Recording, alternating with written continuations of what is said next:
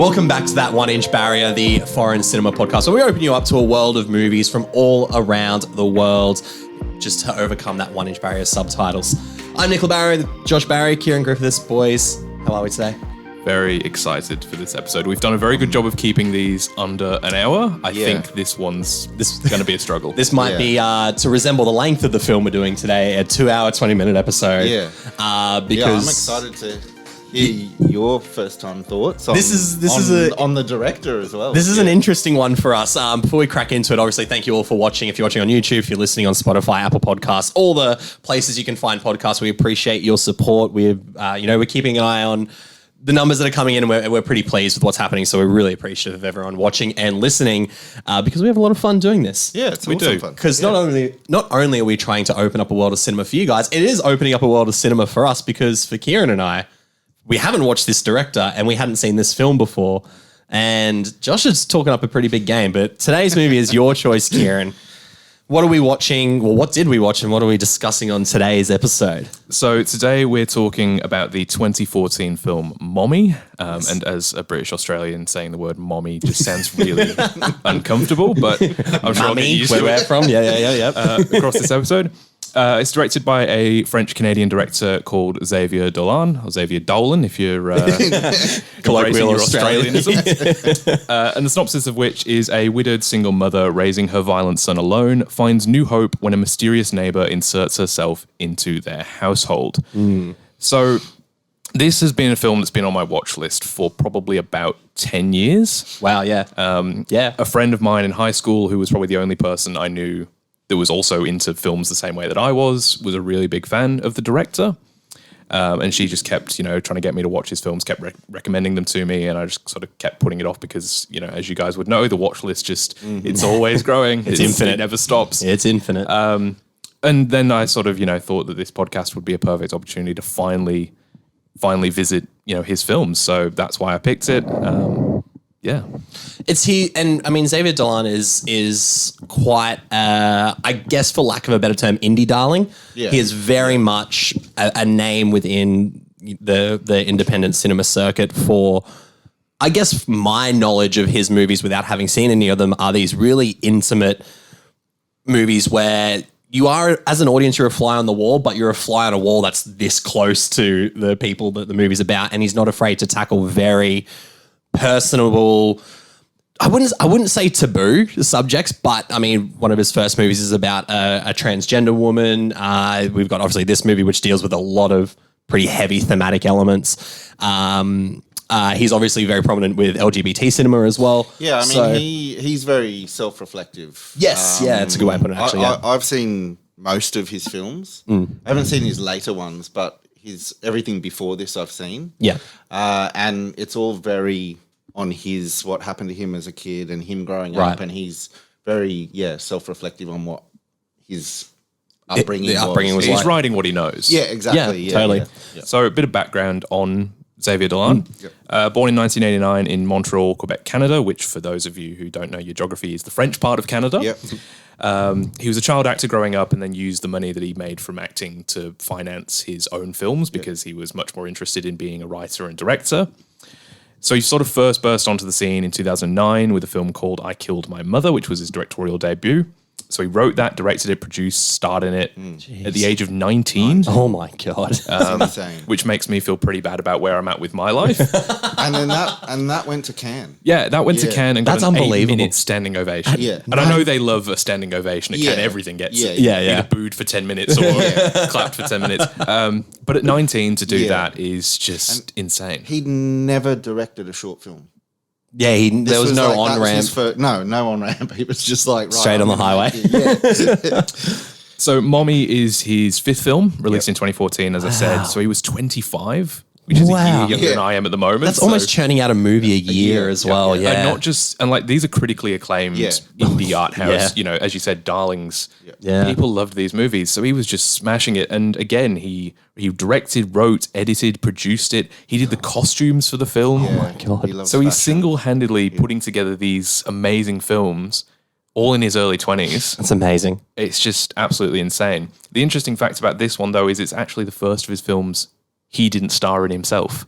Yes, So his fifth film, but all of those previously he had It's featured in. funny you say that because there was a part of me that that obviously knew that he is in a fair few of his movies, and I was almost waiting for him to pop up, and was kind of shocked by the end. Not in a detriment to the film, but I was like, oh wow, okay, so it's one of those step back things where obviously this may be this could be a personable story for him, or like you said, writing what he knows. Yeah. But to be that confident at that age, to be able to put yourself in front of the camera of something that you are also working on behind the camera is pretty great. But I was kind of waiting for Xavier to pop up. And the critical acclaim, you're all over. I just want to be like, it's got an 8 out of 10 on IMDb. It's a 74 for Metacritic.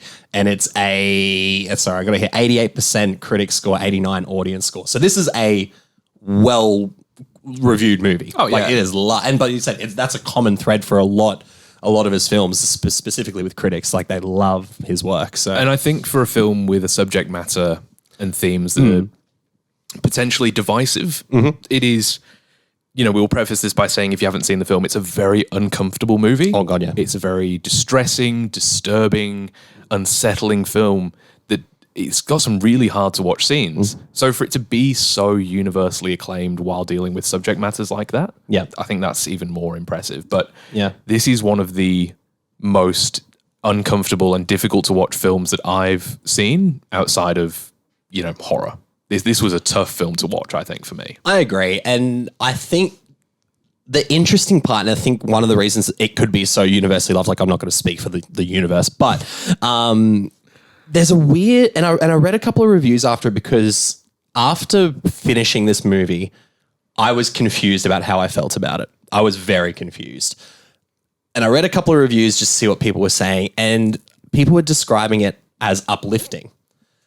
And I think that's what confused me the most is like, how did a movie that deals with, and just to break down a little bit, we deal with mental health, we deal with self-harm, we deal with sexual assault, we deal with a whole lot of an array of things, that a movie that has scenes and moments in it that do feel actually quite like everything's okay. And the movie almost celebrates to a point that things can be okay in these situations. I think that's what people were talking about with the uplifting feeling. But I think Xavier Dolan has almost constructed this film in a way that is so many movies that deal with these themes go the darker route. And don't get me wrong, it is disturbing. It's a disturbing film. Yeah. But I think he almost wanted to make a movie that was from the point of view of people who are dealing with it, who aren't always down in the dumps, who do have their moments of levity, and they have their moments of happiness and stuff. And I think that's why I, in a good way, felt confused by the end of this film. It's a very thought-provoking piece of cinema. I think this was my second time watching it. I probably watched it for the first time probably about eight or so years ago, and I haven't, even though I loved it the first time, I haven't watched it since. So this is my second viewing. But I think when I finished it this time, I watched it with my partner Susie, and I just said the balance, he gets the balance of those high and low moments absolutely perfectly for me. Yep. And the son has ADHD. Yes. Yeah. And I think the way those ups and downs happen is just brilliantly reflective of that condition. Yeah. So when you're there feeling those highs, like I was beaming, I'm smiling, and then instantly something can change, and then it's like, Yeah. It really does change, in the split second, and that mood and that tone changes completely. Yeah. And it's so, because of the way that it's acted and written and shot, it is so intimate. So you are so close with these characters at all times, emotionally, but also physically as well. Like the camera is constantly pressed into people's faces with these really tight shots. Yeah. Well, I guess speaking of that too, the biggest thing that I guess Mummy is known for, I guess, is that it's shot in a 1:1 aspect ratio. It's a square on your screen for the majority of the film. Yeah. So I remember it's claustrophobic. Yeah, it's very claustrophobic. It does it. So the first time I watched it, when it started, I thought, oh, maybe this will be a couple of minutes or like, and then it just kept going. It kept going, and I was thinking, why has this happened? Like, why have they done it this way? And then the reveal, I mean, we'll talk about that transition in a little bit. Oh, totally, yeah. But on the 1:1 aspect ratio, for people who maybe aren't as well versed in films and things like that, if you think you've seen a square film before, you've probably seen it in 4:3 aspect ratio, which is what a lot of older films were in. Yeah. You watch a lot of, old TV shows, Yep. and they're in 4:3. 1:1 is a perfect square. It's though. a It's like an perfect Instagram square. post. Instagram, Yes. Yeah. And that is very, very unconventional for films. This is the only film I've ever seen that's in 1:1. Yeah, me too. Yes, same. I think it's one of the only films that has ever been made Yep. in 1:1. He said when I was just reading up about it, Dolan said he did that on purpose as well because he wanted the movie to reflect this sort of current generation and sort of how we view the world. Yeah. I guess so the Instagram world, I guess so Yeah. to say. He really wanted to reflect it that way. But there was also a controversy about it because when it was released on Netflix UK, they changed the aspect ratio. And and I read the letter and I was like, but that's the thing though, is like, movies, I guess for those who don't, a bit inside baseball, movies come out in a certain aspect ratio because for 8 times out of 10, that's how the director envisioned it to be seen. But then they got to be recut for like being viewed on planes and being viewed on TV and stuff. It's very rare that a director is purposefully shooting in its interesting or a unique aspect ratio for story reasons, so that when it gets messed with, it affects how you feel about the narrative of the film and the general overall tone and feeling. Because this is a movie where the one by one aspect ratio is almost a character itself. Like it is the camera is being like, you are not allowed to pull away from anything that's happening in this film, the highs and the lows. Yeah. If you're in the lows, you're in the dumps with all these characters, with Steve and his mum died. Like it's I think the interesting thing about it as well, because I was reading some interviews with Dolan about, the film and the aspect ratio especially, and he sort of said, I find it really funny that people think it's pretentious or that there's some sort of hidden meaning to it. He pretty much just said, I wanted to shoot it in 1:1 because I wanted to. Yeah. I wanted the challenge of shooting a film in 1:1. I liked the way it looked. It reminded me of album covers. Because that's a big thing for him. He's a big music person. Yeah. So he said it reminded me of album covers, and that's something that I really liked, the imagery of that. So I think you can draw deeper symbolic meaning from it. Yeah. But for him, I think it was just a stylistic technique that he sort of went, let's try something different. Yeah. He did also say that so his cinematographer actually talked him into it. Okay. Originally, because he was obsessed with this 1:1 ratio of old cameras and that sort of stuff. But he said as soon as they were like, right, we are going to film it, he said a second later, they knew that they would break it at some point in the movie. Well, I mean, I get that. Like I said, that'll come up because that is a huge part of the film. But I guess sort of cracking into how we feel about the film and what the film's about. The one question I kind of want to start with is because this is a French-Canadian film. This is probably the first movie I've seen that's specifically French-Canadian. I've seen French films. I've seen films made in Canada, but this is, you know what I mean? Yeah, I'm the same. Yeah, totally. So I guess comparatively thinking about other films you've seen in that, do you have any films that you could have used as a reference point or anything that it has sort of the influences of French-Canadian cinema? Because for me, the scene where Dyer has picked Steve up from the hospital for the first time after the fire in the cafeteria incident, I got a good feeling of what this suburbia was like. When they're walking through the streets because Dyer's been in a car accident, so she doesn't have a car. They're just walking through with Steve's bag of clothes and stuff after getting kicked out of the detention center. I got a good feeling or a good idea, of what this world, despite being a fictional version of Canada, because as it says in the text at the beginning, that it kind of was a less glorified America. You know, when you go through those suburban American streets and it's the white collar family and the modest 3-bedroom house, but it still looks like a fucking mansion comparatively. And you're like, oh, this is just a nice part of America, where I got the feeling of that, but with more of a inner city sort of, I can't think of a city to compare, but it just felt like a normal town. There's kids playing hockey on the street. There's a bit of crime going on. It's People gritty, are friendly, but it's real. That's a great way of putting it. And that's exactly how I felt. Like it felt like a real world, despite being a fictional take on a world. So I got a good sense of, despite whether that actually is reflective of French Canada, I'm not 100% sure, but I think Dolan does a good job of opening that up. But do you guys have any sort of, have you watched much French Canadian cinema? Well, I before mean, this, I've or watched most of Dolan's? his. I just had a quick look. Incendies is also French. Okay.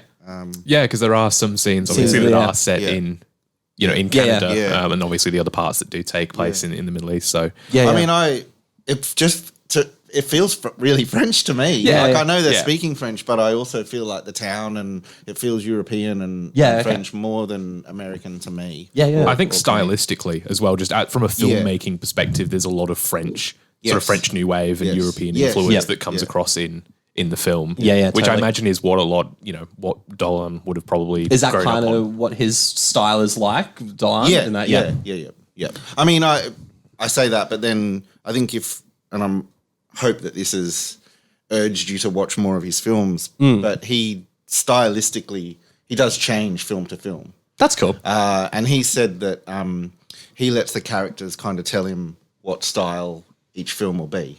It's Right. very reflective on. You on get the a real script and sense of that this is a guy who just loves making movies. Yeah. And not just making movies, but making art. Yeah, Yeah. And he sees again, I haven't watched his other films, but I've done a bit of research after watching this, and it does feel like he goes into each film with sort of a clean slate.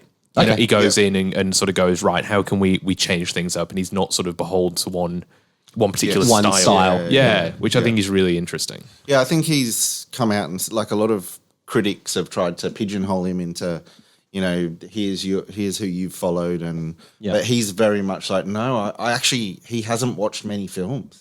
Oh wow, okay. He openly says that, and when he was a kid, his favorite films were Titanic, Batman Returns, Matilda, Home Alone. Yeah. like he was Stuff you would He probably was have born watched as a in kid. like 92 or something, so that's like he's 89, 89, sorry, yeah. Where But did I get yeah, 92 close, from? yeah.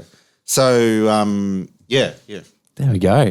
And I mean, I don't have much of a jumping point because I haven't seen his films, but there is an excitement for me now, not necessarily based on Mummy, but him as a director. I think there's a lot of exciting elements of like, I'd like to see a lot more of what he's done. And obviously, he's critically acclaimed for a reason. Yeah. So, Yeah. As an entry point for him, this is a tough movie. Yeah. Definitely thematically, like we've said. And I just, All his movies are. Yeah. Yeah. It doesn't do a nice breezy comedy. No. no, not yet. I think it Like would, Ari Aster and Beau is Afraid, that breezy comedy. by comparison. I think it would be nice if someone picked a comedy on this show at some point. I feel like the last few films we've done have been quite. Well, I'm going to apologize in advance for next month because we're not doing a comedy now on the next episode. Sorry, guys. It's been a rough few months on this show. Like this is not. This is the final episode of That 1 Inch Barrier. We're cancelled due to sadness. Yeah. Okay. But I think it's nice to watch these films. And I think we've done some really different stuff and really different topics. Totally, yeah. But it would be nice to do a nice film. I want to talk about the performances as well and the characters in this film. The movie is predominantly set around Steve, who is our main character, who has ADHD, has the mood swings, the wild down mood swings. Diane, his mother, and Kyla, who is a neighbor who sort of is intertwined in their life as a neighbor. So, who for you guys was your favorite performance in the film? Big question, because there are some powerhouse performances. Yeah, they're really. I'm going to good. let you go first because I need a bit of time to think about this. Because before I probably start on that, Anne Duval and Suzanne Clément, were both in his first film. Right. Yep. And it's actually, again, it's a trio where Xavier Dolan actually plays the son. The son. Yep. That's the I Killed My Mother movie. Yeah. So there's very similar themes and Okay. So the two actresses are also in that. I actually can't pick. I just it's a tough one. The three of them bring so much. Yeah. I think there's a huge difference in, obviously, between the characters themselves, between Steve and Kyla, the neighbor. Yeah. But they, to me, are the spectrum of emotion in this film. They're, especially the performances. Sorry, I might butcher the name. I'm sorry. Antoine Olivier Pilon. Yeah. It's good enough. He's energetic. There is for him performing it. I can't imagine. I was exhausted watching it, and that's not like digging out his performance or anything. Like by the end of the movie, I'm just like, I've been through so much with this character. I can't imagine what he would have gone through, because the highs are high and the lows are low. And that is very reflective of, people who go through, whether it's ADHD, mental health issues. But his performance is just so big. It's electric. It's electric. Yeah. Big is a good way of describing it. It takes up the whole room. Literally. Yeah. There is not a scene he's not in where you don't know he's in it. He's never subdued. He's never, even in his more depressive states, there is an anger behind his depression that you can't help but feel. Like, even in an atmospheric sense, you can't help but feel. And I think that's a testament to him, but also how Dolan captures it. Yeah. You're always on a knife edge with him. Always. Even and as I said before, I'm smiling in the good moments, but you always... There's tension. Yeah. And kind of like when you were saying before, I mentioned the horror films, that for me is like the tension of the knife edge, that his emotions, you just don't know where... And testament to him. Absolutely. Amazing. He never overacts, though. I think it would be so easy to yes. overact and to come across as like this almost comical caricature, which we've seen a lot in films that depict, people with mental health issues. Totally. But I think his performance comes across as really genuine, and you can imagine, and I think a lot of us have probably met someone maybe not as extreme as Steve, but we've known people in our lives who, there's are a like manic, that. the manic nature, the up and down. Then But it is hard to it is hard to split the performances. I think for me, from an acting perspective, Antoine is probably the most impressive. I think it's the performance that you sort of remember the most. Yeah, totally. But the performance of Anne Dorval, who plays his mum, Di, so complex. There's so much to it. It hurts. It really hurts to watch what she has to go through in this film. And I think it would be easy to go through, and I think it would be really easy to paint her as this either just a complete victim or a bad mother. Yeah. So there's elements interesting, of her isn't it? that, there are elements of her that are she's sort of she really cares about appearances, her own physical appearance, but also how she's being portrayed. Outwardly to everyone else, because she's a single mother, she's a widow. Yep. She's trying to raise this incredibly difficult son on her own. She doesn't have a lot of money. She loses her job during the film, but she at all times she never wants to come across as needing any help. She's very proud. Very proud. Yeah. So and she loves him so much. Like the love that she has for her son is so clear. But how do you love someone like that makes you feel unsafe? That talks to you that way. That is violent towards you. There is a line at the start of the film when Di's talking to the woman at the detention center. Yeah. Oh god, that he's being kicked out of or being taken out of. I don't know which one it is. Yeah. But the worker there says loving people doesn't save them. Yeah. And that sums up the whole film. movie. Yeah. That is what this film is about. Is The that movie, loving people the movie doesn't save them. challenges you before you even seen any of because you kind of go, okay, that's what. But then after hearing that line and seeing everything that Di and Steve have to go through individually and together, that's the perfect way. The movie is just you know what, this is a story about how mental health affects those who are suffering through it, but the people around them as well, and realizing that Steve is suffering and doesn't always have control over what he does, and I think that's perfectly portrayed throughout the performance, because there's so many times, and I think a general audience could sit back and watch and go, Steve's a dick. He does real dickish things. Yeah. But the movie does such a great job of making you as the audience understand, no, this is something he is struggling with. This is not what he wants to be and not what he wants to do. There is a good person. There is a good at that person. core. Well, he says it at some point. The thing is, it's he wants to do nice things. When he brings home the groceries and the necklace, you know what I mean? And so he's got a cart full of groceries. He's on cloud 9. And then the first thing Di says to him is, did you steal this? Yeah. And so he immediately is like, I've just done this 9 thing. And that leads to arguably one of the more confronting scenes of the film where he strangles his mum. There's a massive outburst. And it's one of these things where the what he would assume is the lack of appreciation for what he's done triggers a violent mentality. And then that line comes into play. It's like, even if Di in that moment was still, she is a loving mother, but if she had picked the other option, it may still have been it's not going to change who Steve is. Yeah. It might even make it worse. Yeah, that's right. It can make those highs worse. Yeah. I think I could.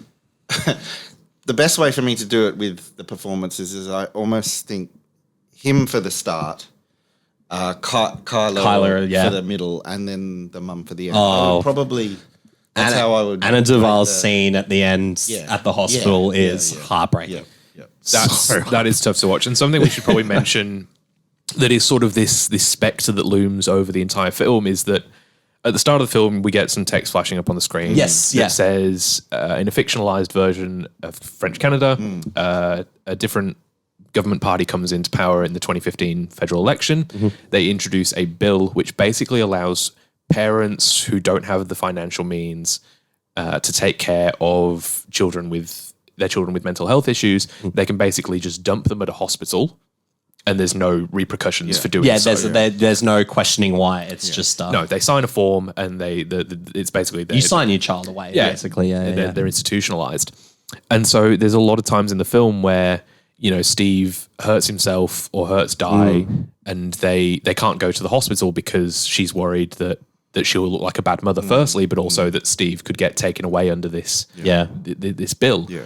And it's this constant thing that's looming over the film of that it's probably going to happen. That's probably something that's going to happen to him. Yeah. But she really doesn't want it, and obviously he doesn't want it. Yeah. So it's this thing that kind of is always looming and always in the back of your mind and the characters' minds. Because they're so close. They're all each other have. Exactly, yeah. That sort of early scene where they're just walking down the street and he's...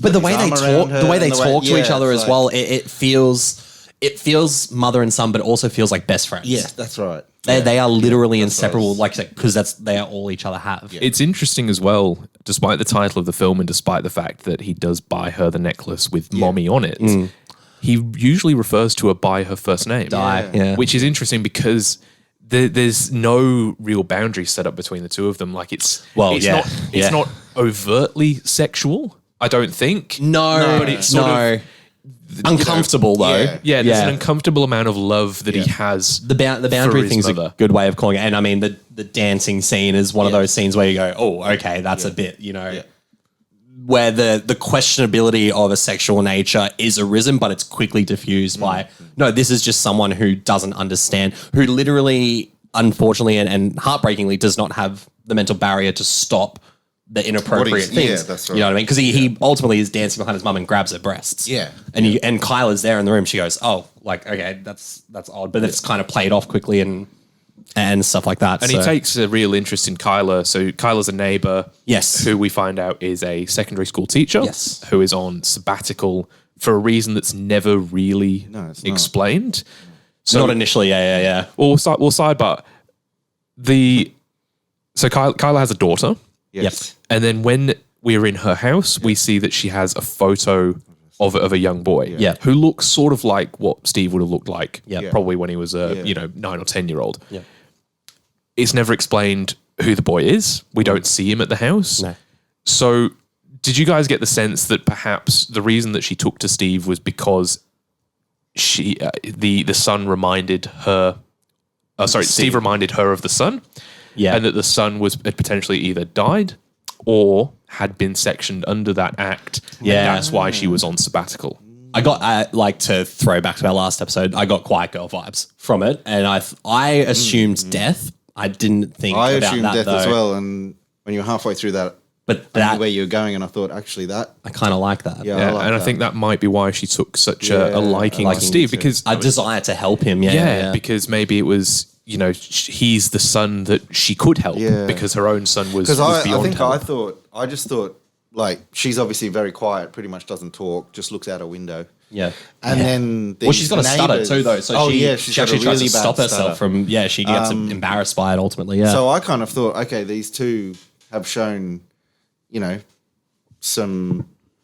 Lost my words. Not compassion, sort of like just interest in her, I guess. Interest, yeah. There's a bond. There's a bond that starts growing. Yeah, I like where you've gone with that. Yeah, I don't know if that's the case, but that's the vibe I makes got. There sense, was, and I think there needs to be some sort of reason for her to take such a shine to him, Yes. because while he can be, charming and sweet in his own sort of very frightening way, he's not the kind of kid that you just sort of go, I'm gonna help him out, like, and even when he's sort of aggressive towards her and violent towards her and yelling and swearing at her, she still sort of really has this empathy and compassion for him. That's just and I wasn't even thinking about this during the movie, and this is why discussions like this are great.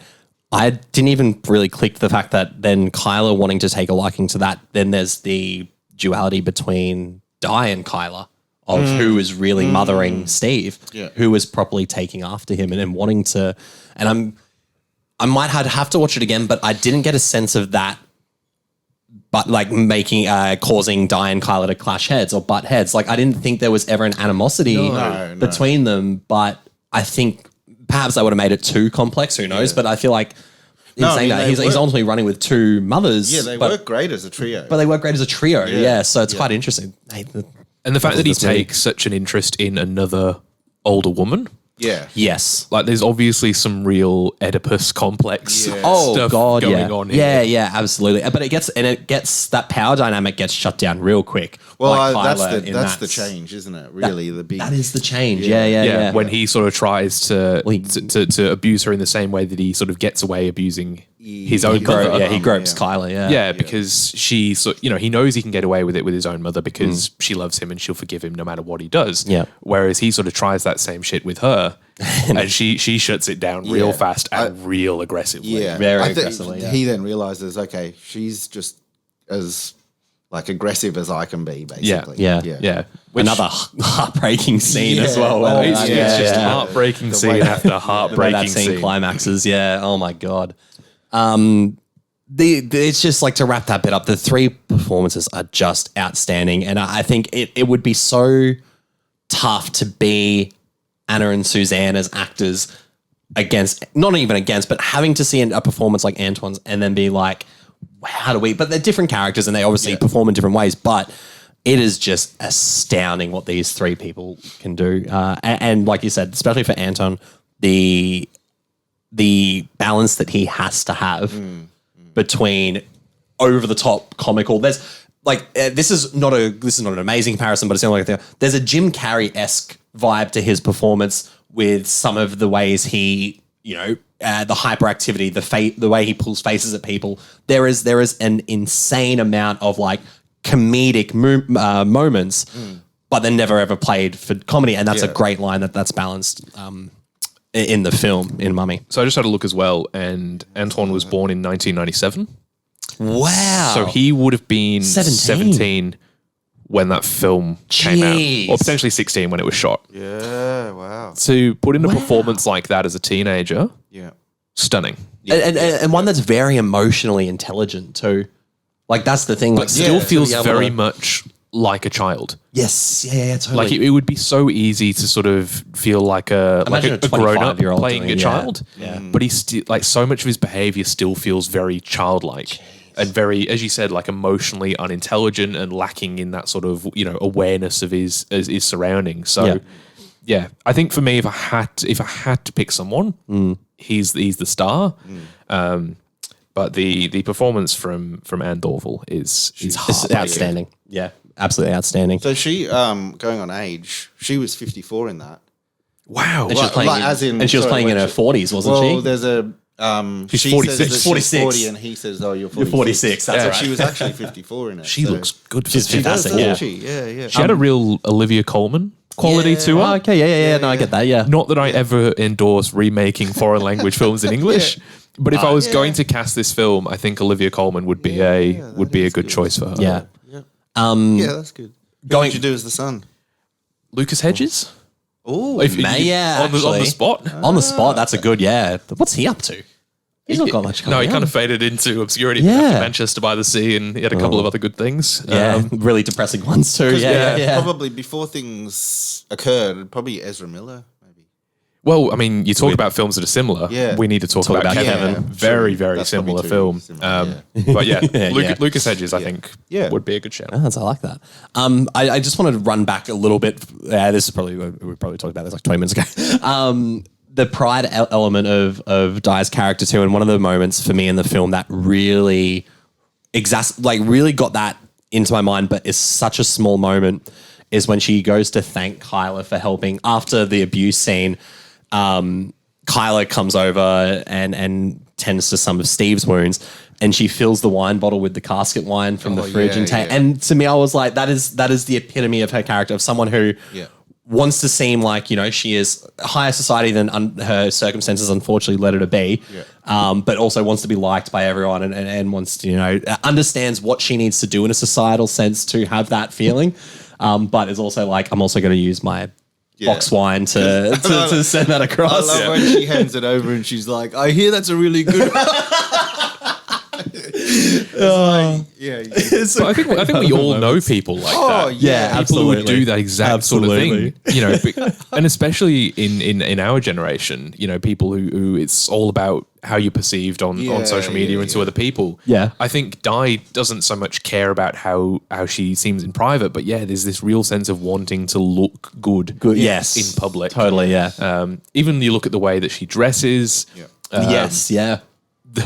One of the scenes that really sold it to me, and this is early on, is when she's signing the forms to get Steve out of the detention center.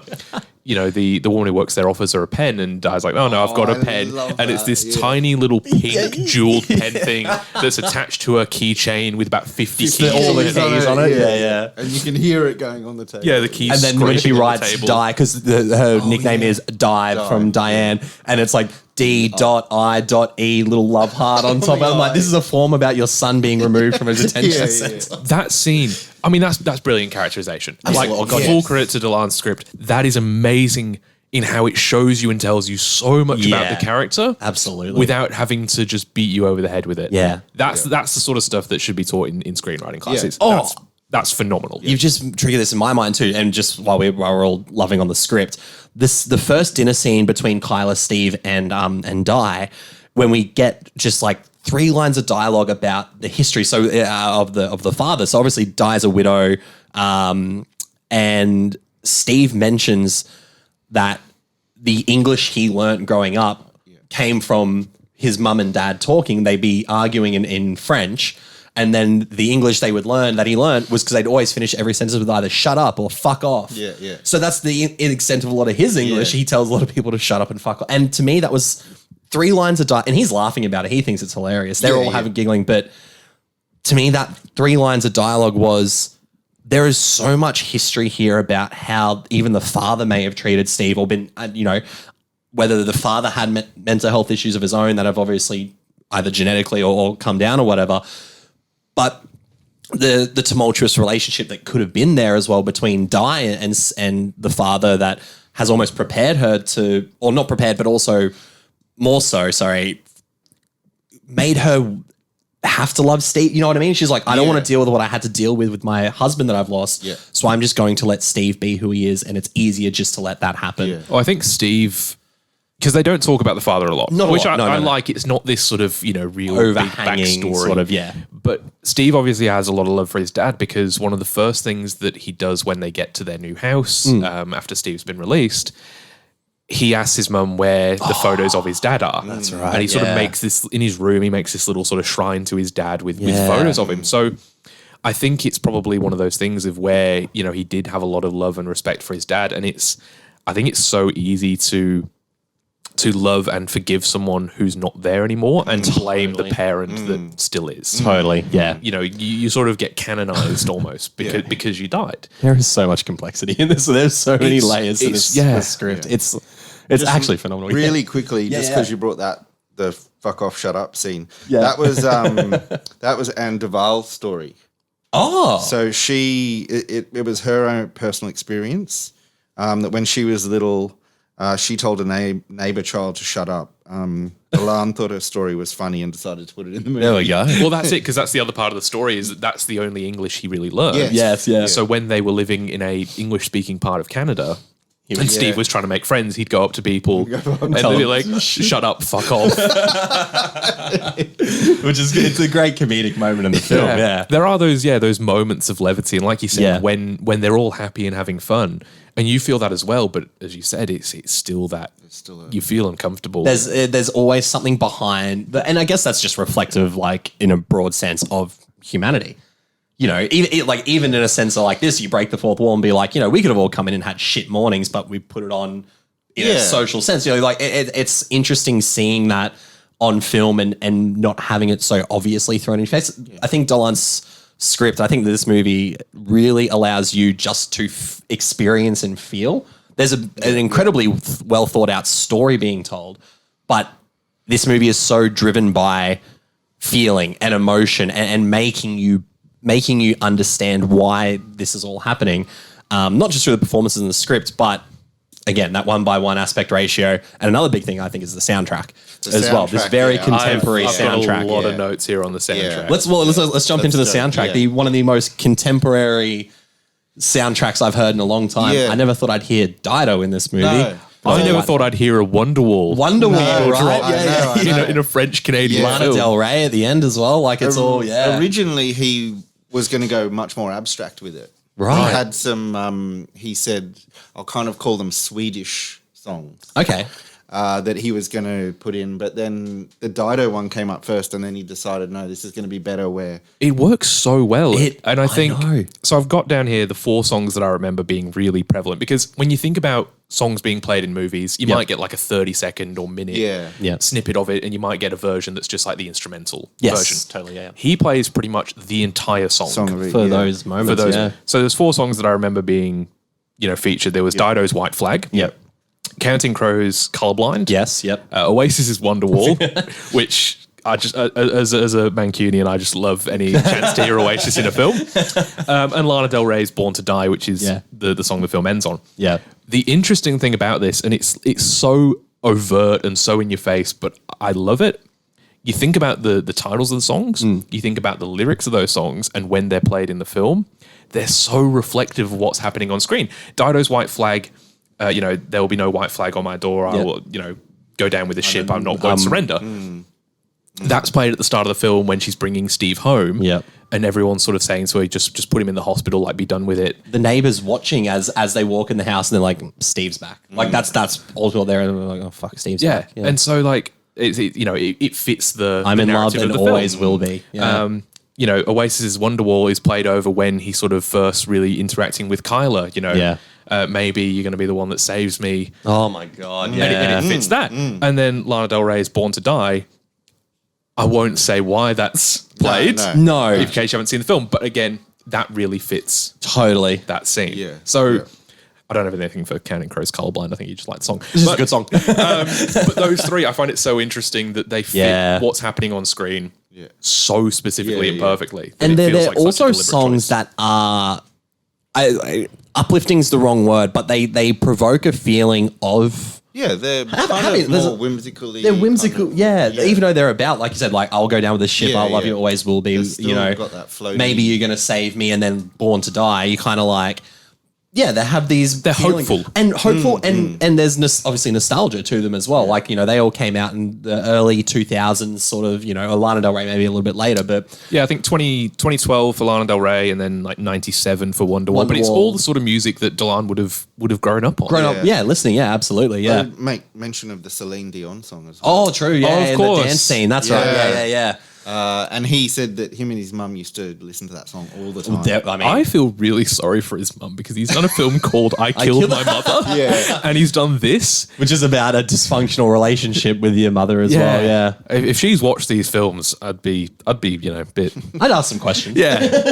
I'd ask a couple of questions. But he says that he, like, so much of his stuff is, as we've talked about, built on his own personal life. Yeah. And a lot of it is around mother-son relationship. So it's obviously Totally. a big thing for Big him. thing for him. Yeah, And it's uncomfortable to watch because we're not, because of the way that he's so, I guess, intimate with her and also so violent towards her. Like both sides of the spectrum are very uncomfortable. Yes. There's no middle ground of No, this. there's a scene towards the start of the film when they're getting a taxi somewhere. Steve and Di, Oh, God. with a black taxi driver. Yeah. And he takes the turn down a wrong street. Di gets really annoyed at him because she assumes that she he's won't be able trying to pay for. she assumes that he's trying to take a longer route so he gets paid more. Yeah. So they start arguing, and then Steve gets really mad at him for insulting his mother. Yeah. And then just starts racially abusing Oh, him. God, yeah. Like It's a jumping on top of the car confronting and trying to scene, break yeah. the windshield. And even in another language, when someone's throwing around the N-word, Yeah. it's uncomfortable. Oh, it's super uncomfortable. Yeah, and it's one of those things where Di Di almost immediately regrets then starting the argument with, because now she has to She's trying to calm him down. trying to calm him down, but also in like a not punishing way. It's a no. We just need to go. You need to leave it. See, you need to stop. It's not a. You can't do that. You can't racially abuse people. You can't call them. Because he uses homophobic slurs as well, even just throughout the film. You can't just attack people for doing that. And so there's an immediate guilt that Di feels as well. Like, oh no, I started that. Yeah, yeah. And that's again like going back to what we were talking about, her performance, the suffering that the people who are around people who suffer from mental health issues is just so. I don't think it's explored enough in films, but it's explored so well here that it's not a oh woe me. It's a, again, back to that opening line, is love isn't going to save them. You know what I mean? I think one of the most interesting scenes is because we get a few instances of Steve being violent towards people, either physically or verbally. Yes. And a lot of it's unprovoked or unjustified. Yes. There is a scene where Di goes out for drinks with a neighbor who's really into her. Yeah. And he's a lawyer. So Di's kind of going out with him, because he's a lawyer. There's a status thing. They're getting sued because of something Steve did before the start of the film where he injured a kid. So they're getting sued. Di decides to go out with this lawyer who's been trying to sort of pursue her because of that. And obviously he gets her out of it. Steve's unhappy about it because it's another man being with his mother. Yeah. So they go to a bar, they go to a karaoke bar.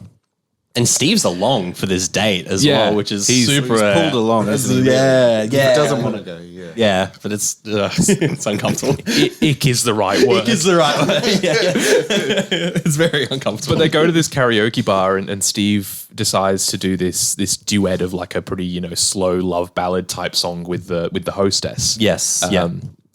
I don't know if there was like some context behind the song that I missed in terms of like it was a song that he and his mum really liked, or his mum and his dad or something like that. No. But he's doing this song and there's like a group of guys with their girlfriends playing pool and they're sort of, hurling abuse at him, like they're spitting at him and like throwing their drinks at him and stuff. And he's just trying to like sing his song and you can just tell like, the fist tightens and like the teeth grit and they just keep abusing him. And it's awful. Yeah. And then he snaps, tackles the guy, and then is pinning him on the ground and threatening him with a broken bottle. And it's just interesting because it's the first instance of where his reaction was not justified, because I mean that's not what you should do in that situation. But it's the first time where it's like that's what someone like you don't feel it's unfairly provoked. You don't feel totally, I guess, uncomfortable for him because of what he's doing. I think that's also the first time you really see him trying not to make a scene. That's a good point. Really actually, holding it back. I think he knows that like it's important for him and his mum to try and get this lawyer to help them out. The effect on Kyla that Kyla's had on him is also sort of coming to a bit more fruition as well. Totally, there's a bit going on. But that was a really interesting scene, and that's probably a good opportunity to lead into the next question. And I feel like we're all going to have the same answer. I think we're going to have the same answer. So what was your favorite scene? It's firstly, it's almost weird to say, what's your favorite scene in a movie like this that we've harped on for the last 50 minutes about how disturbing it is? But there is one scene in particular. Is anyone going to say anything different? Well, no. I mean, no, God, no. There's other scenes you can mention, but this is the scene. It's the scene. The Wonderwall scene. Did it have the same effect for you having seen the film before? So I was very actively thinking about that. I was watching it, and when he comes out earlier on and he's got the shopping trolley and stuff, I thought, oh wow, I thought this happened a lot later, and then it isn't. But, it isn't that scene? Yeah, it's not that scene. So this time, like goosebumps all over.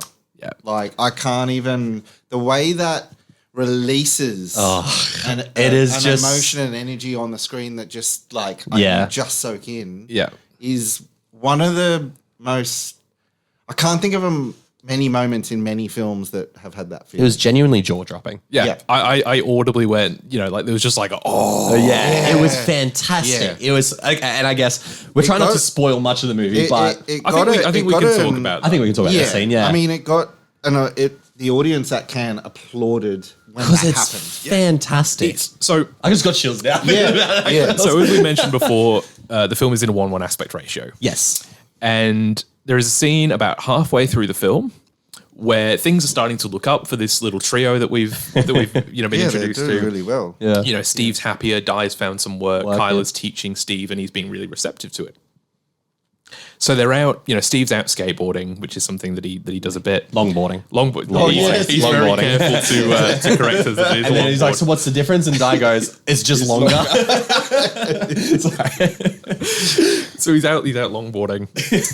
And They're on bikes They're on behind bikes him. they're on Yeah, bikes behind him. Yeah. And the camera is placed in front of Steve, tracking backwards. He's looking pretty much directly at the camera, almost as this fourth wall break. He, for our viewers who are watching, he places his hands like this on the edge of the frame.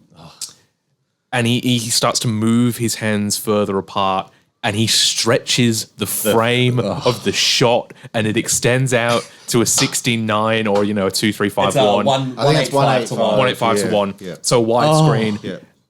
And it is beautiful. It is jaw-droppingly amazing. Standing. I was just starting to tear up thinking, it is genuinely, I think, one of my favorite shots I've ever seen in a movie. Yeah, top 5, easy. Contextually, it's because it's like I said, they're riding the high. Everything is good. And rather than finally feeling literally boxed in, the world, the world has opened up for them. right. Like this is and we get this incredibly, like, for the film, it's a moment of levity. For their story, it's uplifting. The montage of Steve and Kylo, they're doing the tutoring, of Di going to all these places, and she's working as a cleaner, so she's getting all these jobs. She's going to these rich, fancy houses and getting all this great work. The shopping cart of groceries, they've got an abundance of food. Like, it is so incredibly happy. And then the scene starts to end.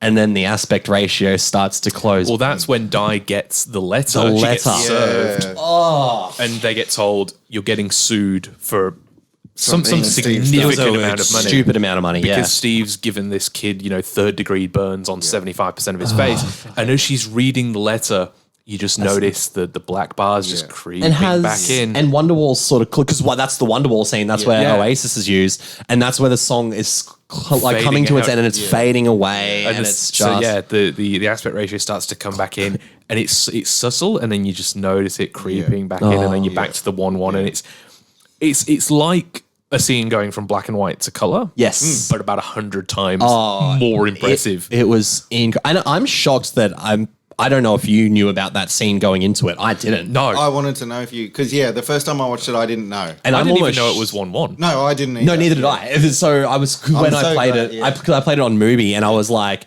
oh, this is interesting. And I was the same thing. I was like, oh, this is just gonna. And I was like, oh no, this is the movie. Yeah. But once his hands came up, I went, nah, surely not. And then he did, and I can't believe for people in our space.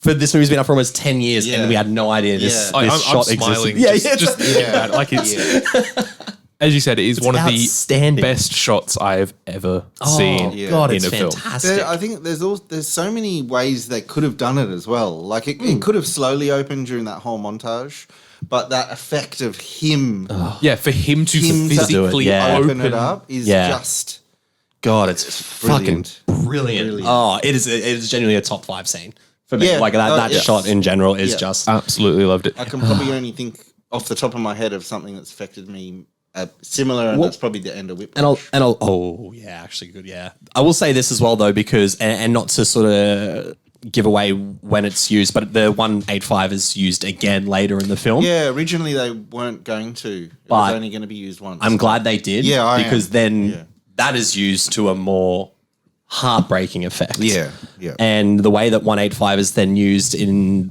I think it's around the last half an hour, 20 minutes of the movie, is a lot more. Whereas you could argue that was Steve's moment. Di gets her moment. Yeah. And that scene is equally emotional, but I would say on the other end of the emotional spectrum. So touching on it briefly because we don't want to spend too long on it. No, totally. If you had to pick a scene other than that Other scene, than that, oh God. what's your favorite? I'll go first. Yeah. And it's probably the scene towards the end where Di imagines a life for Steve if he wasn't the way that he So was. that's the other 185 scene. Yeah. So I know it feels a bit like cheating, but No. It's brilliant. yeah. So they're driving on this picnic, the three of them. Yes. Yeah. They're driving to this picnic, and Di sort of starts envisioning the life for her and Steve if he was just a normal kid. Yeah. So, you know, she imagines him graduating from school, heartbreaking. bringing his first girlfriend home, Yeah. you know, going off to study at college, his wedding day. I love how they use a different actor. Well, it transitions into a different Yeah. actor, Yeah. which Yeah. is even sadder because to me, I don't know if that was supposed to be read as that's him growing up into a, you know, that's him older, or I read it as does she wish her son was a completely different person? Yeah. And that's brutal. Brutal. It is a brilliant scene. And that's the moment where her love is really tested. Yeah. Oh Yeah. God, yeah. But that's probably my pick. Because again, without saying much, that's kind of a faux ending, Yeah, as well. yeah, but because yeah. I was like, oh, this is a little more uplifting, and I should never have done this, but I did a cheeky little, how long's left? And I was like, Yeah. I was like, okay. I'm guilty of that all the time. I think if I had to pick a scene, it probably is where Kyla gets aggressive to Steve. Yeah. Because I feel that's where the film shifts for me. Yeah. And it's an upsetting scene, but I think from where it moves on from there as well, it's quite that scene for me. I was so fixated on the Yeah, aspect of course. ratio change one that I haven't even thought. Yeah. That's off the top of my head. I actually think the scene in which the first dinner, I was always Yeah, that is a good- I just really like I think the dialogue is really well written, but I like that first real bond, like the chemistry and the bond between those characters. Yeah. I think in a movie that is pretty confronting. I'll say this as well, and it's not necessarily favorite scenes, but I think the way it deals with certain things, especially of like the physical nature of the abuse, I think is actually done incredibly well. It's never done. Firstly, obviously, never glorifies it, but it's never done in a manner of like. I can't think of the word of it. It's but never emotionally manipulative. Manipulative, that's the word, totally, yeah. So I was really appreciative of the film in that sense, but for the film to actually kind of take a step back and allow Steve to still show us sort of his manic nature, but in a more dialogue-heavy sense, I think I was really actually engaged by that scene. Yeah. One other thing that I did want to touch on was, I don't know if you guys got this vibe as well, but the colors used in the film are very vivid. Very deliberate, yeah. So there are entire scenes that just have like this real orange or blue tinge to them. Yeah. I don't know if it necessarily correlates to anything, but it is a very stylistic film. It almost feels quite heightened. Yes, Like yes. this sort of just, slight tier above It's so reality. funny you say that. I wrote it feels like a fantasy almost. There's a fantastical element to Yeah. it. Almost like it's like romanticizing it a little bit as well. And not in a bad way. I think It's like dreamlike quality, which Dreamlike, is something yeah, we yeah, talked yeah. about in our last episode with The Quiet Girl, but done in a different way. Yeah. And it reminded me a lot of a music video in the way that it's shot, which makes sense because Dolan went on to direct 2 music videos for Adele. Right, yeah. Music is obviously a big thing for him. You think about the soundtrack, and you also think about him saying that the 1:1 aspect ratio reminded him visually of album covers, Yes, and having yep. to sort of craft these very purposeful shots in that tight space. Yeah. So it gave me real music video vibes. Yeah. Which I think makes sense given what he sort of went on to do. It's something that I think and people are like, oh, what's the difference between a music video and a film? And I can't really sort of pinpoint any specific examples, but when you're watching one or the other. The one scene that's just stuck into my head that felt most like a music video in the way it's sort of played in a dreamlike sense is when Steve arrives home and he jumps onto the bed, and we almost get it the same way like Die Hard does the Nakatomi Plaza explosion like from 5 different angles. It is Steve landing on the bed. The curtains, like these fleece curtains, are like floating in the wind, and there's this beautiful yellow tinge of the sun outside. It's dreamlike. It's a fantasy. It's romantic.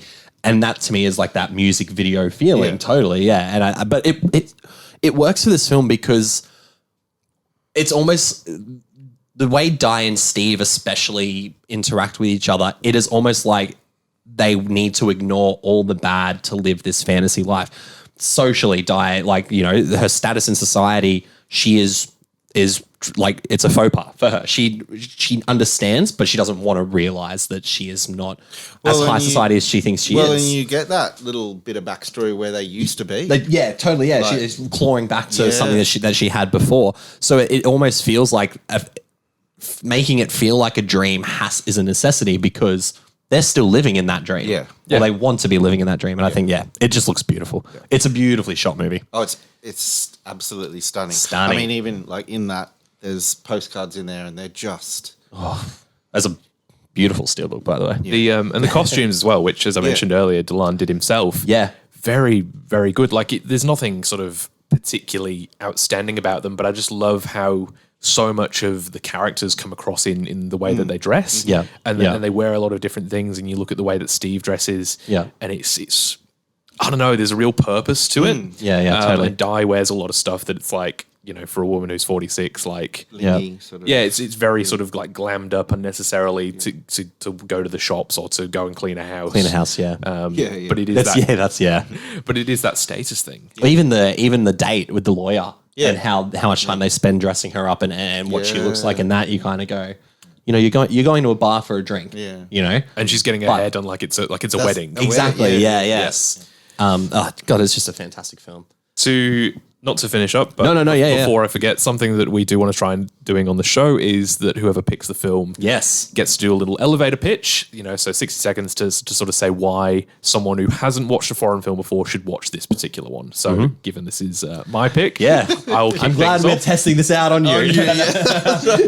I said, I bring it to the show. I have to be the sell me this movie. All right.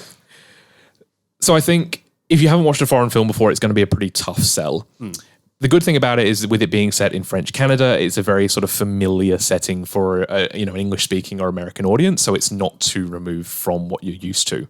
It's a tough watch thematically, but I think if you're going to watch it for anything, it's the performances. I think there are three of the best performances that you were ever going to see in this film. I think it's uplifting in a weird way, but it is so heartbreaking as well. If you're a fan of films like The Killing of a Sacred Deer, we need to talk about Kevin, or Manchester by the Sea. You're going to get a lot out of this. If you like watching films that make you miserable, you are going to love Mommy. So that's my pitch for it. Cool. That worked on me. I'm not gonna lie, that was a good bloody pitch. Yeah. I just think, like we have talked about how hard it is, but I think for me it's just equal parts. Like watching that equal part of the film, I'm smiling and in elation. Like it's not this like, you know, train of depression. And there's really it's all thematically, and also sorry, there are also physical manifestations of those themes that are hard to watch. But I agree with you. There's just this atmosphere of happiness that is anchored down by really disturbing elements. It's because it's my second viewing, but I feel like I felt that, and that could be it because I definitely felt the disturbing nature of the first watch. I don't know about you, but there was scenes that I felt incredibly uncomfortable. I had to pause it a few times. Okay. So I was the same. I believe we both watched it yesterday. Yes, Instagram stories are more accurate. And just for context, my partner is studying at the moment, and I was just coming in occasionally and be like, "How are you going? Do you need anything? Do you need a drink?" Like probably every 40 or 50 minutes, I was kind of like, "I'm just going to take a little break from this movie," which is a testament to how good it is as well to make me feel that way. It wasn't that I paused it because I was bored or I needed something as a distraction. But it was heavy. It was a hard-going film, and there were times where I just sort of went, I'm going to pause this, I'm just going to go and... But I'm intrigued to watch it a second time to see if then I'm a bit more I watched this with Susie, and... Was that Susie's first time? Yes. Yeah, okay. Well, I think so. She wasn't sure. But if we watch a 2.5 hour subtitled film at night, Susie will normally be getting tired, yawning. At the end of it, I just looked at her and I said, not once did you yawn? Wow. And she was like, no, like from start to finish. It's gripping. It's very gripping. It's gripping. And it forces you to be engaged through that aspect ratio. It does. But also through the performances. It's a great movie, but this movie, I think the reason we were pausing, because I don't know about you, but I'm like, I like to watch something the whole way through if I get a chance. Yeah. Because this movie had such a hold on me, I was like, no, I'm taking the power back and I need to release for a couple of minutes and just chill out. Yeah. It's so intimate. Yeah, it is incredibly intimate. Yeah. Because we get all these very close-up shots of these characters, and it's very rare that you'll have more than one character in the shot, in the frame at one time, because it's so close. which makes it all the more powerful when you do get shots of multiple, like, especially all three of them together. There's probably, I could count on one hand the number of times we see, Di, Kyler and Steve in the shot at the same time. But it makes you feel so close and connected with them. And I think you do sort of need to take a step back and take a breath. Almost. And maybe that's because it is a foreign film as well, because it's a lot easier to kind of just, take a breath with a film where you can look away from it for a moment because you can still hear it. But because you have to be watching the whole time to read the subtitles, I think that's potentially why I needed to take a break a little bit more. Was because you kind of have to either be 100% engaged with it or zero. There's no... In saying that, well, I guess a question we've been throwing around in the last few episodes is the language that it is in French.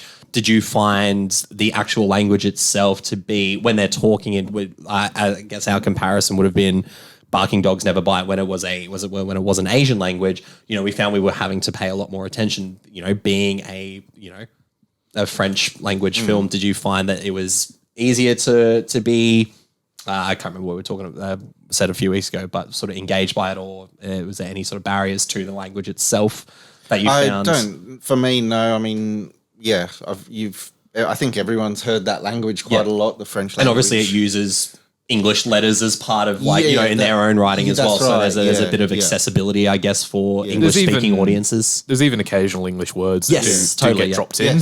Or shut up and fuck off being four of them. And then always effing. Effing, I've noticed that, Interesting little sidebar is someone who I'm friends with through Instagram, through the film reviews, is from French Canada. Okay, yeah. And in her letterbox review, she mentions that the subtitles aren't the most accurate. Okay. So if she's listening to this, I'm going to have a chat with her and find out if there's any key bits that are different, because she mentioned, that the subtitles aren't the most accurate.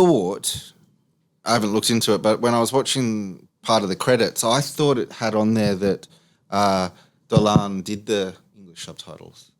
Right. Interesting. Because I was like, oh, wow, he's done the... Well, it could be a deliberate thing French of maybe, subtitles something English that doesn't subtitles. translate well. But I might be wrong, but she speaks French and that's quite English. interesting. And she mentioned that, there's some things that aren't wholly accurate. But I think, like you said, we've watched a lot of French films. I think if you've watched foreign films, France is probably one of the places you've watched the most from. Yeah, totally. And it's just a language you hear a lot in media and things like that.